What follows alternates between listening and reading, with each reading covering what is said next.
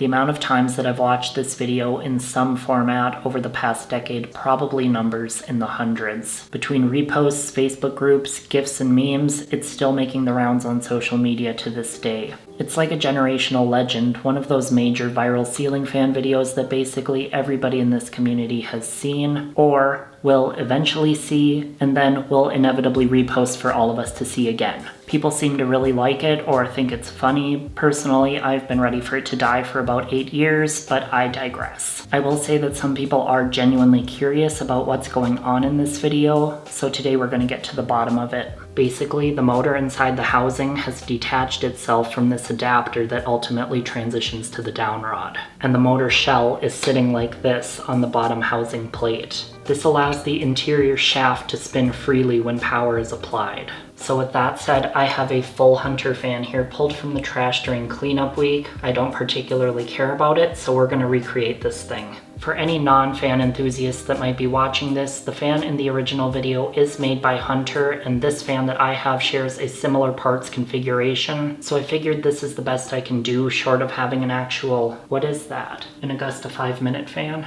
Anyways, now for the disclaimer. This video and most of the re-uploads claim that the fan wasn't modified or tampered with in any way, etc, etc. Nobody can know for sure whether that's true or not, but by messing around with my fan today, I am not claiming that they did the same to theirs. Any number of things could have happened with quality control. The motor may not have been screwed into the adapter to begin with, or who knows, maybe the shaft had a defect and it entirely broke off. I'm not suggesting that this was positively the case, and again, I'm not suggesting that any person intervened specifically with the fan to create this. To be really fair, I don't think anybody without a pretty in-depth knowledge of ceiling fans would even have the insight to purposely create something like this. If we analyze the video closer, you can see the blades turn slightly in the downdraft direction, and the lights turn the opposite direction when power is applied. So clearly, since the blades move, motion of the motor shell is not being entirely hindered, but the stationary shaft that the light kit is attached to has full free motion that it's not supposed to have. I'll have to experiment with speed to see if I can get a similar result. We'll play around with that later. Of course, the vast majority of units that make it out of the factory will not have quality control issues. That's what quality control is for. So in order to accomplish this with the fan I have here today, I need to break it down and completely physically take all of the components apart.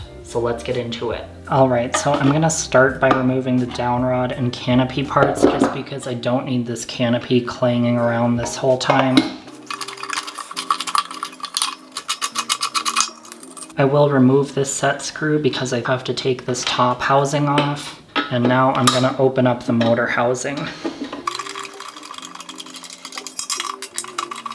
I will also take this time to say that you should not try this at home. Do not recreate this because there's no reason to. It's really not particularly safe. You're going to be twisting up wires inside the downrod. There is risk of electric shock. There is risk to your electrical infrastructure. This video is purely scientific on my part, and you don't have to do this. So now I can remove this bottom housing plate. So we'll go ahead and take this off.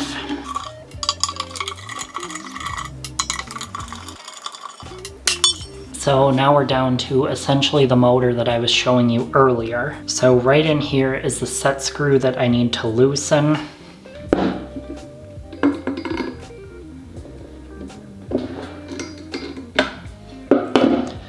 And I'm just going to take it out entirely.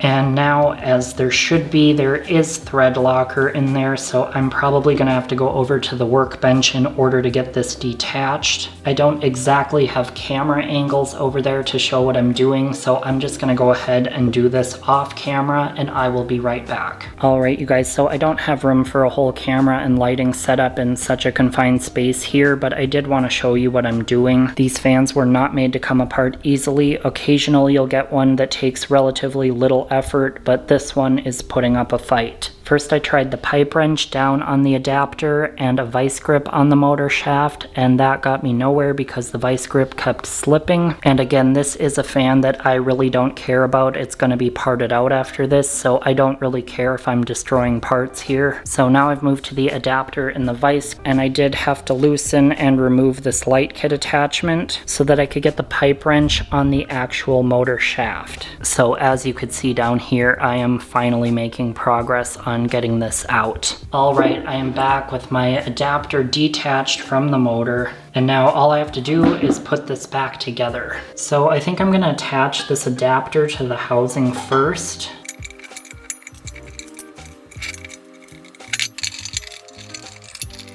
Now I'll go ahead and thread this motor back through, but again, I'm not going to screw it back into that adapter because it's going to sit on the bottom housing plate.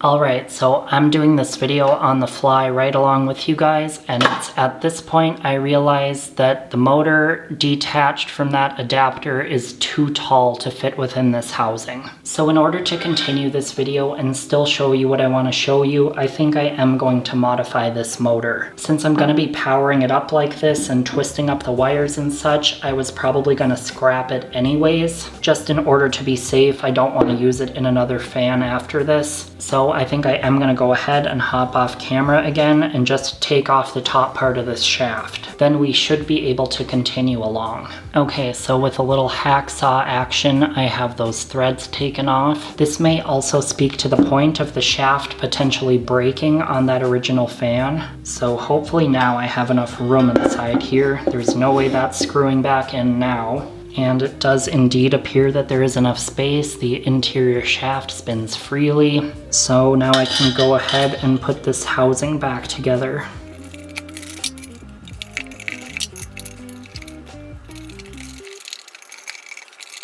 I think at this point I am just gonna omit the canopy completely. It plays no real function within this scenario, and I'd kind of like to be able to see the wiring at the ceiling in case anything disconnects. The wires will be twisting within the down rod and coiling up, so I'd just like to be able to see what's going on in the electrical box.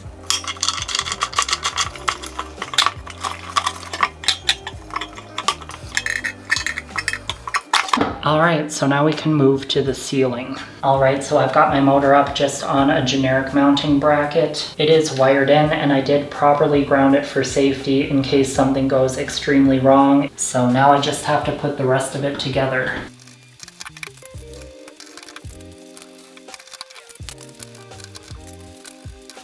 I mean, you can see here once the blades are on, it looks pretty regular.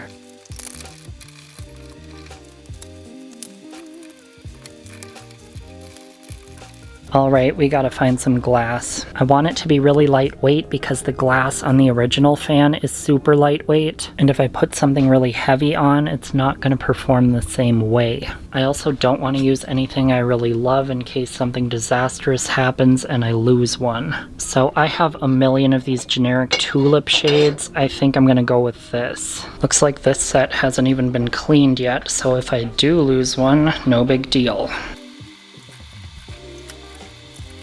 Alright, so I'm going to go grab some light bulbs. Right now I don't have it wired for the light to work, but the original video has light bulbs installed, so I'm going to do that. Also, I know that if I don't do it, probably every comment is going to be asking why didn't I do it with the lights turned on, so I'm probably going to do that as well.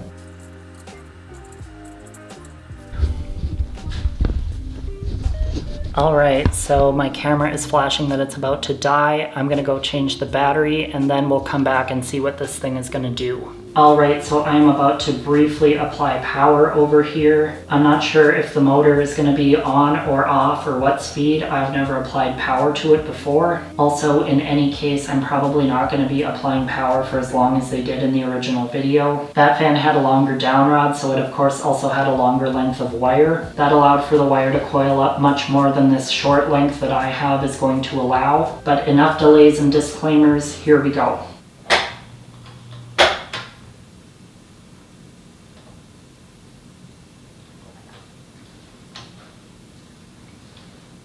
So I would say that was what, probably low speed. Let's see if I can figure out what's going on.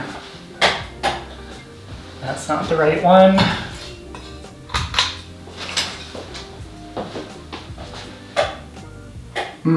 Not low speed, maybe medium.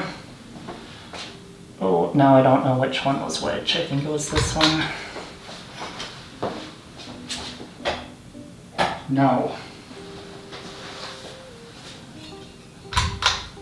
I don't know what's happening here.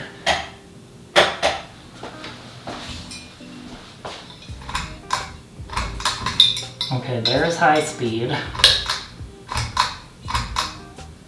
So I'm going to cut the power again. Put it back to low speed.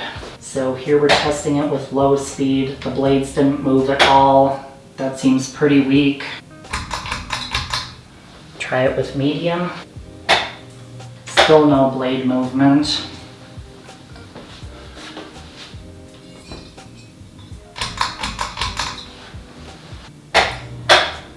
Nope, still no blade movement. We're not going to get that at all on mine, I guess. So given what we're dealing with here, I have to assume it was probably high speed on the original video. So I'm going to show you high speed just like this one more time and maybe let it go a little bit longer. So here we are with high speed again.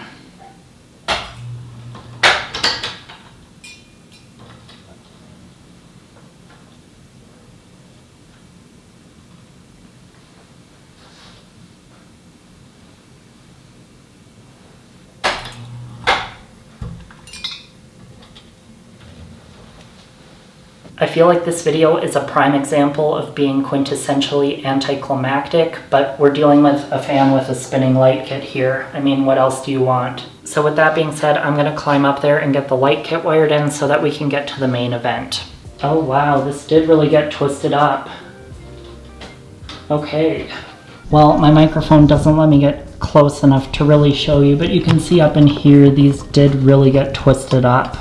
I do have to say this entire thing feels wrong. That's why it's my immediate impulse to cut the power. This is such a stupid video that I am putting way too much effort into, but I think right now more than ever, we all need a stupid video. Oh, it's all out of focus. All right, let's see if the lights come on. Nope.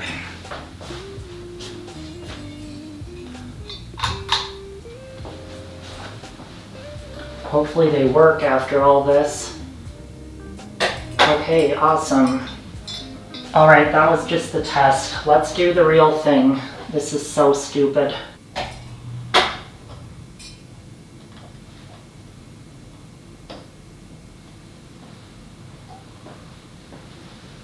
I'm questioning all of my life choices right now. Cue the montage.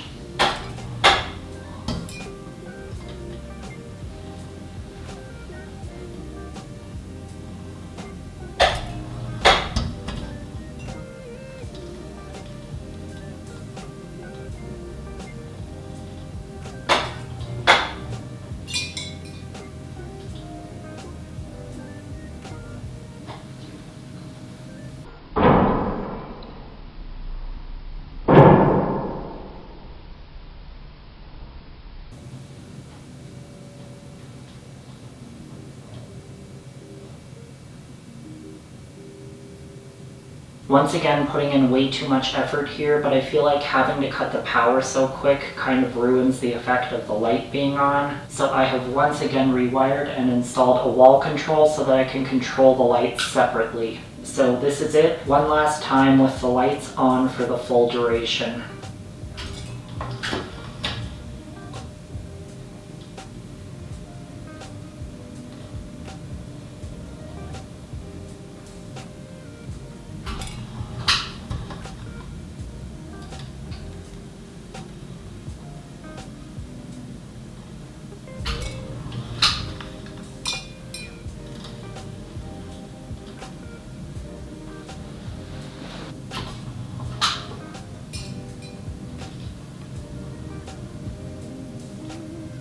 So I guess that's it. Like I said, totally anticlimactic, totally stupid. Don't do this at home, it's not worth your time. Subscribe and ring the notification bell if you want to see more videos that are not like this in any way, shape, or form. Regardless of how stupid this is, how stupid this whole thing was, it is a video that I've wanted to make for quite some time. People have asked genuine, real questions about that original video, so I hope this did provide some insight for you. Thank you all for watching. I hope you're staying safe and healthy out there, and I will see you again soon.